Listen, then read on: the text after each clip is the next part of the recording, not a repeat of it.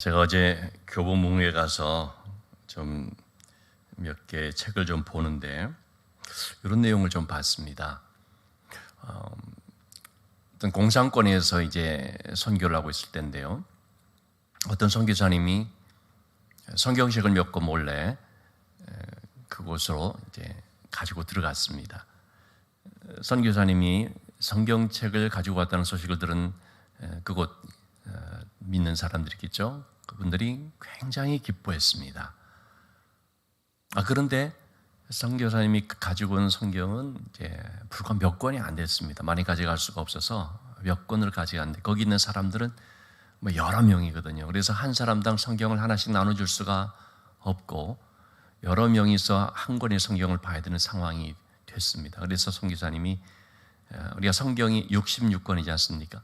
이렇게 하나씩 나누어서 줬다는 것입니다. 창세기, 출애굽기. 어떤 사람은 마태복음을 받고 어떤 사람은 요한복음을 받고 마태복음이나 마가복음이나 뭐 요한복음이나 이렇게 그쪽 성경을 이렇게 받은 사람들은 좋아했겠죠. 그런데 어떤 사람은 예레미야를 받았다는 것입니다.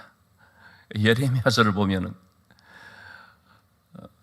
참 그 예레미야의 그 슬픔과 눈물, 참 고통스러운 그런 것들이 참 많이 나오지 않습니까? 그리고 그 백성들의 이제 하나님의 심판을 받아서 멸망을 당하게 되는 내용들.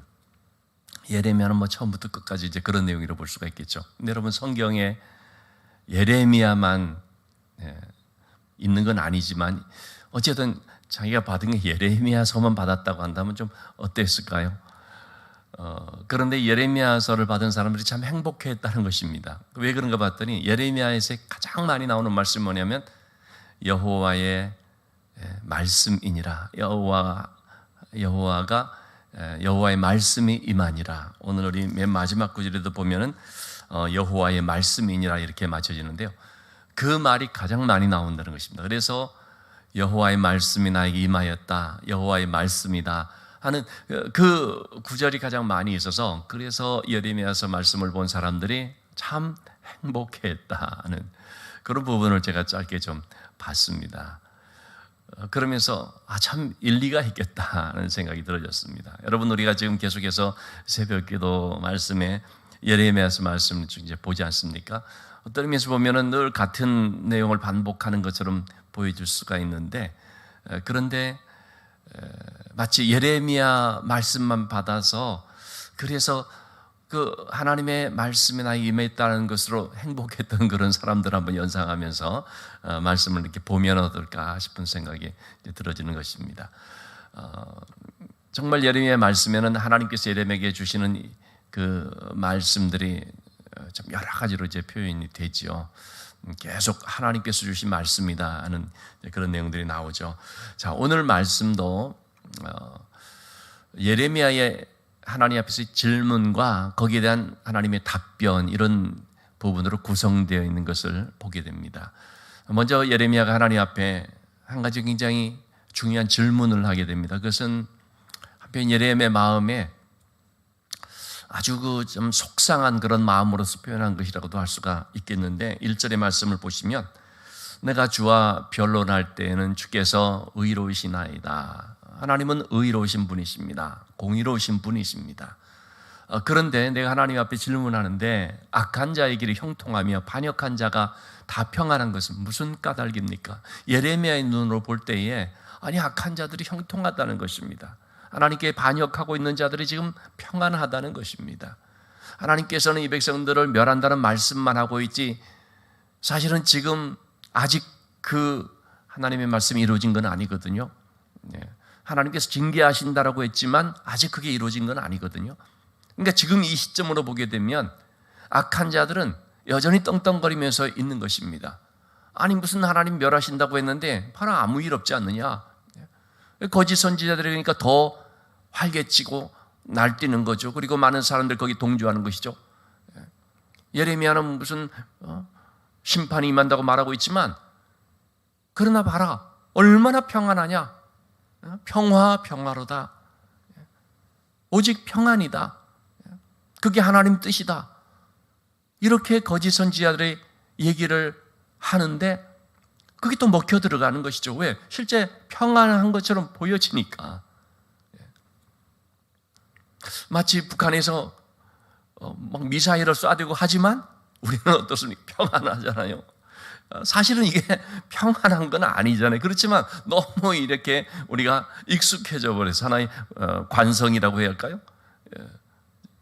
실제적으로는 그렇지 않은 것인데 그렇게 보여지는 어떤 그런 것, 뭐 적절한 예가 될지 모르지만 예레미야 당시에 어쨌든 계속해서 하나님께서 예레미야를 통하여서 앞으로 닥칠 하나님의 진노에 대해서, 심판에 대해서, 그것이 얼마나 무서운 징계로 나타나게 될 때에서 계속 얘기를 하고 있는데, 그러나 하나님께서는 또한 할 수만 있으면 이것을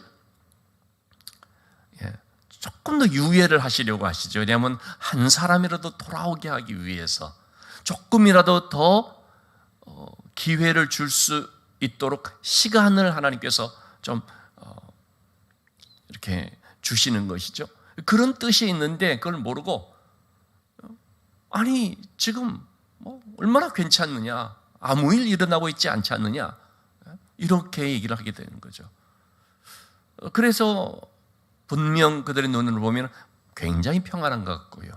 그러니까 예레미야가 너무나 답답한 것입니다. 하나님이 저악한 사람들이 여전히 그렇게 형통한 것처럼 보이고 하나님을 반역한 자들이 그냥 평안하게 지내는 것처럼 보여진다는 것이죠.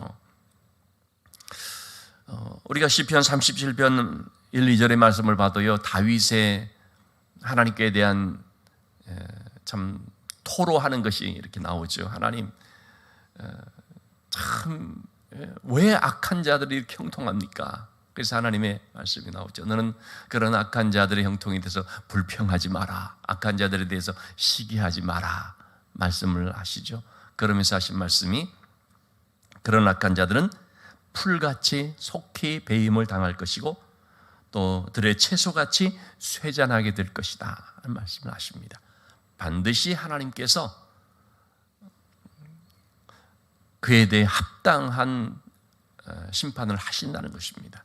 때가 되면 하나님께서 정의로운 그런 이제 결산을 하시게 되는 거죠.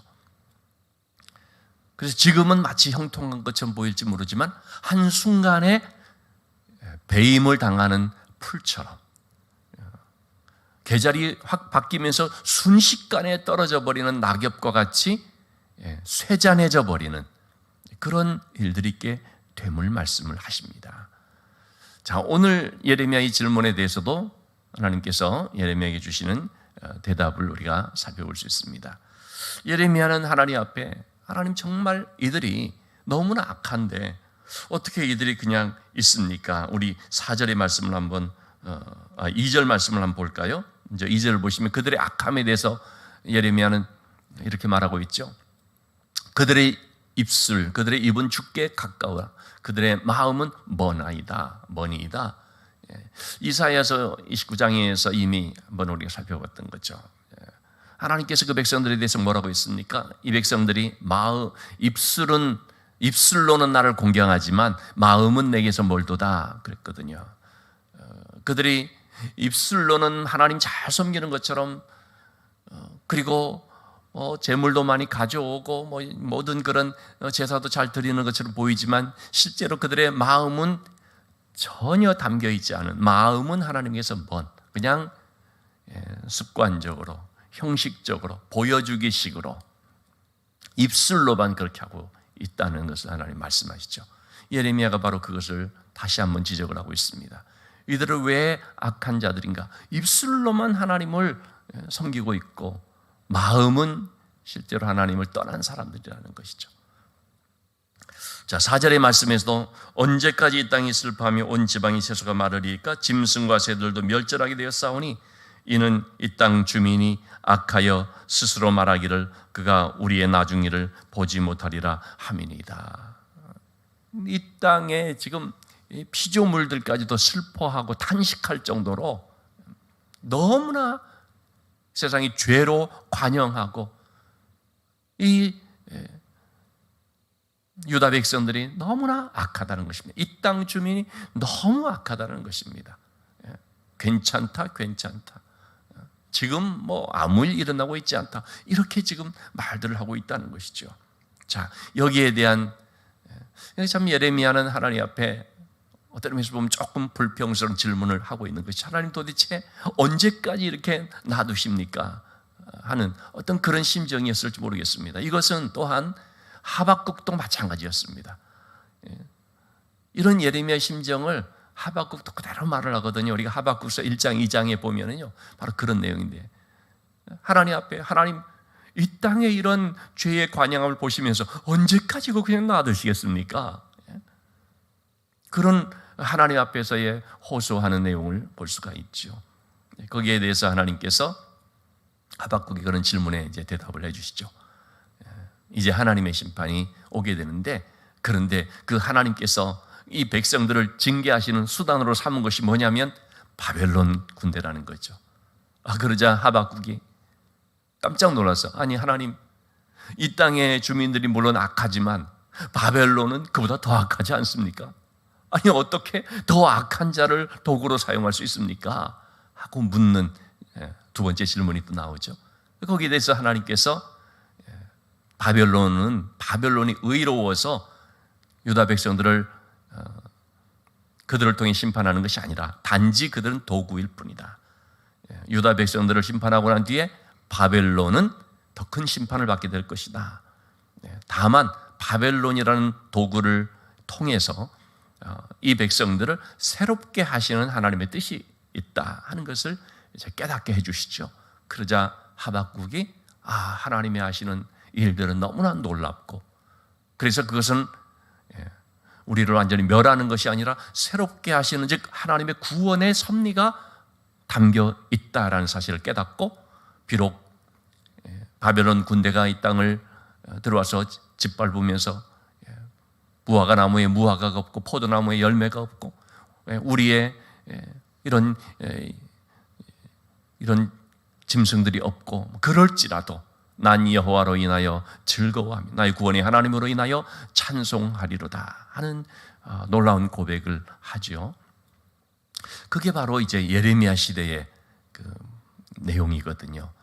예레미야도 역시 하나님 앞에 그런 질문을 한 것이죠. 여기에 대해서 하나님의 대답을 우리가 두 가지 내용으로 살펴볼 수 있습니다. 첫째는 5절 말씀인데요.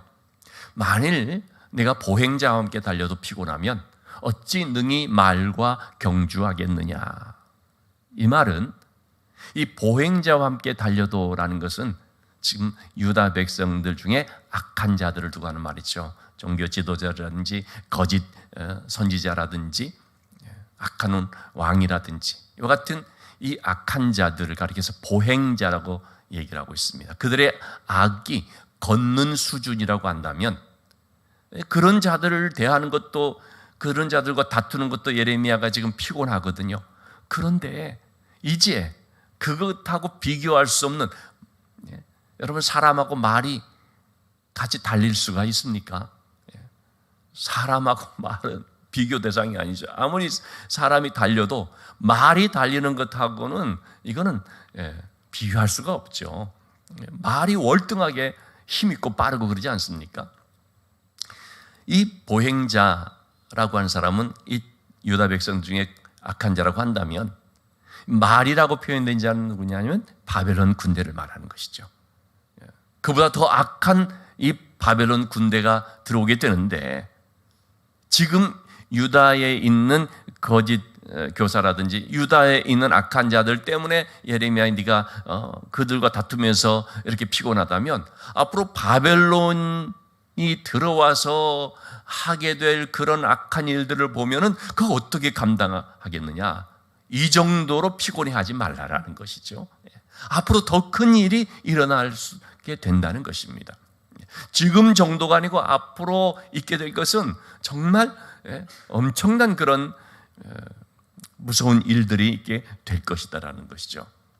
그러니 지금 정도를 가지고 힘들어하고, 지금의 정도를 가지고 피곤해요, 이거 감당 못하겠습니다, 그렇게 하지 말라라는 말씀을 예레미야에게 해주고 있습니다. 어떤 의미에서 여러분, 우리가 이렇게도 좀 생각해 볼 수 있지 않습니까? 우리가 소위 전대미문의 사태라고 하는 코로나 시대를 만났죠.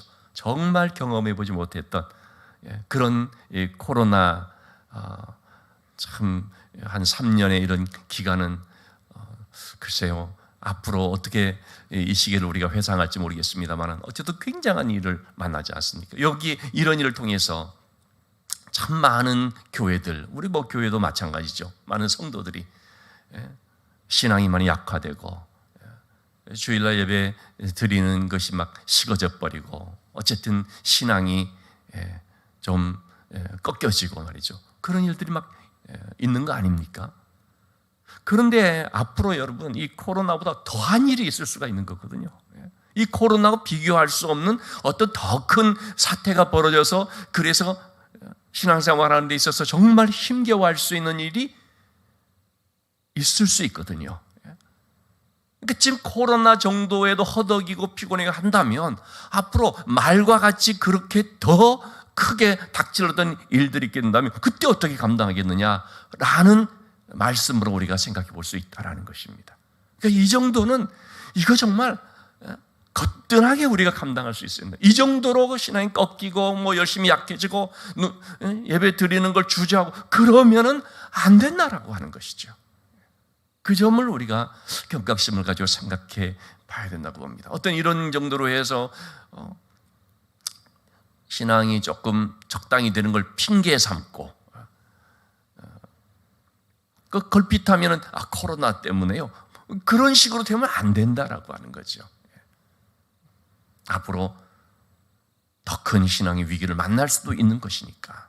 그래서 하나님께서는 예레미야를 이제 강하게 붙잡고 또 어떤 의미에서 훈련시키는 거죠. 이 정도 가지고 그렇게 흔들리면 안 된다. 피곤해하면 안 된다.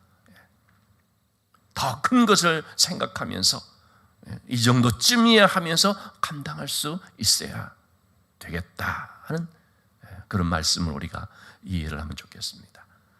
자, 이렇게 예레미야의 질문에 대해서 하나님께서 첫 번째로 대답을 해주셨고 두 번째 주시는 대답은 이제 하나님께서 지금 그냥 이렇게 있는 것이 아니라 반드시 하나님의 심판이 있게 된다는 것을 말씀을 해주십니다. 그래서 하나님께서 이제 이 악한 땅을 그리고 악한 백성들을 심판하시는데 9절의 말씀을 보면 어떻게 말하고 있습니까? 삼키게 한다라고 말하고 있습니다. 이방의 마치 들짐승과 같은 그런 자를 통해서 삼키게 한다. 10절의 말씀에서는 짓밟는다라고 했습니다. 내 포도원을 헐며 내 몫을 짓밟아서 하나님의 기업으로 준 이 땅이 완전히 짓밟히게 됩니다. 그래서 황무지로 만들어버립니다. 11절에 보면은 이를 황폐하게 한다 말하고 있습니다. 황폐하게 되면 어떻게 됩니까? 13절의 말씀 보면 밀을 심어도 가시를 거두고 수고하여도 소득이 없고 그 소산으로 말미암아 스스로 수치를 당하리니 이는 여호와의 분노로 말미암음이니라. 아무리 수고를 하지만 열심히 심었는데요 가시가 나와버립니다. 열심히 수고를 했는데 소득이 없습니다. 그 소산을 잘 거뒀다 생각했는데 부끄러움이 되어버렸습니다. 아니 그렇게 땀 흘려 막 했다고 했는데 고작 얻은 게 그거야? 굉장히 부끄러움이 돼요. 왜 이렇게 됐다고요? 여호와의 분노로 말미암음이니라. 그래서 여러분 우리는요 내가 열심히 해서 노력하면 된다라는 이런 환상을 깨야 됩니다. 이 세상적으로는 그런 것들이 통하죠. 내가 열심히 하고 내가 노력하면 안 낼 게 어디 있어. 자수성가를 했다는 그런 사람들 얘기 들어보면 다 그렇게 열심히 자기 힘으로서 이룬 거 아니냐. 얼핏 보면 그 말이 참 맞아 보이고 뭐 근거도 있어 보이는 것 같지만 여러분 그러나 그렇지가 않습니다. 하나님이 도와주시지 아니하시면 안 됩니다. 내 노력으로서 다 되느냐? 그렇지가 않다는 것입니다. 노력하지 않는 사람이 어디 있습니까? 열심히 하려고 하지 않는 사람이 어디 있습니까? 그러나 그거로 다 되느냐 말이죠. 아니라는 것입니다. 우리 시편 128편에 나와 있는 말씀처럼 집을 세우는 자가 열심히 세우려고 해도 하나님께서 해주지 아니하시면 세우는 자의 수고가 헛되다. 파수꾼이 그걸 지키려고 아무리 밤새면서 이렇게 수고를 해도 하나님이 지켜주시지 아니하시면 파수꾼의 수고가 허사로다. 아침부터 열심히 일하고 밤늦게까지 수고의 떡을 먹지만 그러나 하나님이 함께 해주지 아니하시면 역시 그 수고가 헛되다 하는 것입니다. 하나님과의 관계가 잘못된 가운데 하나님을 떠나서 하는 어떤 그런 열심이라고 하는 것은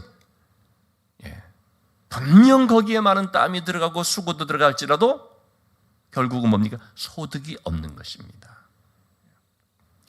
하나님이 함께 해주지 않으면 안 된다는 것이죠.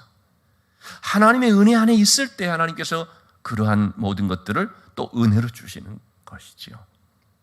이 백성들에게 앞으로 임할 이러한 아무런 소득이 없고 정말 그 땅이 가시와 엉겅퀴를 내고 이런 일들이 일어나게 될 때 이게 무엇 때문이냐라고 묻는다면 하나님의 분노 때문이다. 하나님의 진노하심 때문이다라는 사실을 알라. 이렇게 말씀을 하고 있는 거죠. 이제 하나님께서 그렇게 행하실 것을 다시 한번 예레미야에게 말씀을 해주십니다. 자, 이렇게 대답을 하나님이 해주시는데 그럼 그것을 끝이냐? 그렇지 않은 것입니다. 이제 14절 이후로 이제 하나님 말씀하시는데 그들을 이제 이 하나님이 주신 기업에서 유다 자손들을 뽑아내십니다. 뽑아내시는데 그럼 뽑고 그냥 끝장내버리느냐? 그게 아니라 하나님께서 어떻게 하십니까? 다시 돌아오게 하십니다. 그들을 뽑아내신 이유가 새롭게 하기 위함인 것을 알 수가 있죠. 그들을 바벨론이라는 용광로 속에서 70년 동안 포로 생활을 하는 그런 연단의 과정을 거치게 한 후에 그래서 그들로 하여금 이제 돌아와서 16절의 말씀입니다. 그들이 내 백성의 도를 부지런히 배우며 살아있는 여호와라는 내 이름으로 맹세하기를 자기들이 한때에 그렇게 열렬하게 섬겼던 바알과 같은 우상들을 섬기는 것처럼 이제는 하나님을 향하여서 그렇게 열심으로 나오게 해서 내 백성 가운데 세움을 입게 한다 말씀을 하고 있습니다. 그래서 하나님의 징계와 심판이라는 것은 분노를 그냥 쏟아 끝장내버리는 것이 아니고요. 그들을 연단해서 이제 새롭게 하시는 귀한 뜻이 있는 것을 말씀해주고 있습니다. 그래서 항상 우리는 하나님께서 하시는 모든 일 가운데는 하나님께서 계획하시는 소망이 있다는 사실을 우리가 알아야 됩니다. 자, 하나님이 예레미야에게 그런 말씀을 하신 거 아닙니까? 지금 모든 앞으로 되어질 일들은 근심이나 염려가 아니라 장래 너희들에게 미래와 소망을 주기 위함이다 하는 그런 말씀을 하는 거거든요. 자, 이러한 하나님의 깊은 뜻을 우리가 잘 깨달아 알아서 우리가 두 가지를 기억하십시다. 첫째, 하나님의 은혜가 없이는 안 된다는 사실.